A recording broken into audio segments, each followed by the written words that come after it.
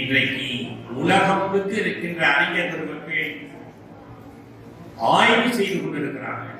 உலகம் முழுக்க இருக்கின்ற அறிஞர் பெருமக்கள் ஆய்வு செய்து கொண்டிருக்கிறார்கள். என்ன ஆச்சரியம்!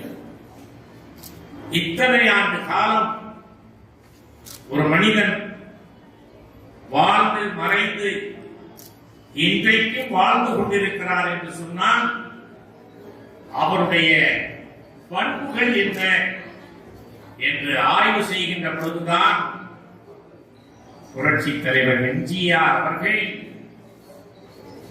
ஒரு அவதார புருஷர் என்பதை அனைவரும் ஒத்துக்கொள்கிறார்கள்.